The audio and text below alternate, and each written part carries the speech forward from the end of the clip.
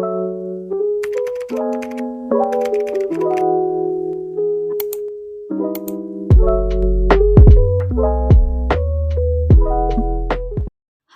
saya Imas Masito dari G1 Akuntansi Universitas Teknologi Digital.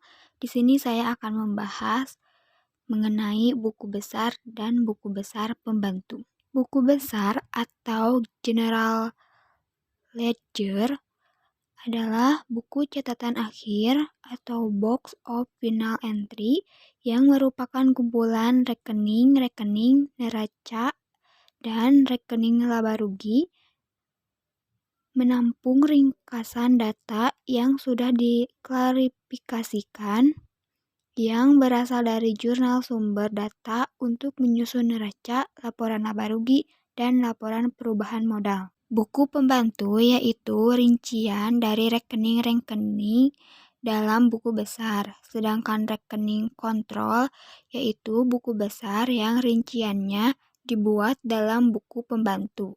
Buku pembantu dalam perusahaan manufaktur yaitu ada buku pembantu persediaan, buku pembantu piutang, buku pembantu utang, buku pembantu harga pokok produk, buku pembantu biaya, dan buku pembantu aktiva tetap. Formulir rekening buku besar yaitu ada rekening bentuk biasa, rekening saldo dengan 1 kolom saldo, rekening saldo dengan 2 kolom saldo, dan rekening dengan saldo lama dan saldo baru. Klasifikasi rekening. Berdasarkan laporan keuangan, rekening diklarifikasikan sesuai dengan susunan dalam neraca dan diklarifikasikan sesuai dengan susunan dalam laporan laba rugi. Dan selanjutnya juga ada berdasarkan arus nilai.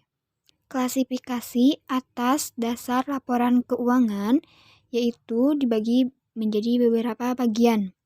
Yang pertama, ada rekening buku besar dibagi menjadi neraca dan rekening laba rugi. Yang kedua, ada rekening neraca dibagi dalam kelompok, yaitu aktiva, utang, dan modal. Yang ketiga, masing-masing kelompok dibagi dalam golongan aktiva.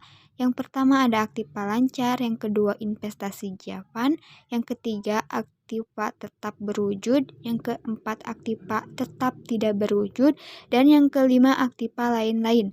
Yang keempat ada rekening laba rugi dibagi dalam kelompok penjualan, HPP, bahan produksi, bahan penjualan, barang administrasi dan umum. Yang kelima ada masing-masing kelompok dibagi menjadi golongan, subgolongan atau langsung ke rekeningnya.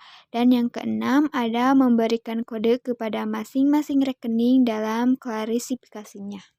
Metode posting, yang pertama yaitu ada metode tangan atau pen and ink. Yang kedua ada metode posting langsung atau direct posting. Dan yang ketiga ada metode posting langsung atau direct posting. Yang keempat ada metode tanpa buku pembantu atau ledgerless bookkeeping.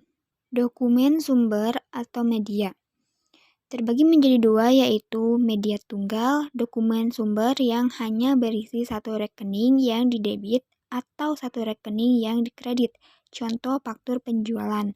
Dan yang kedua yaitu ada media campuran, dokumen sumber yang berisi lebih dari satu rekening yang didebit atau lebih dari satu rekening yang dikredit, contoh bukti kas keluar.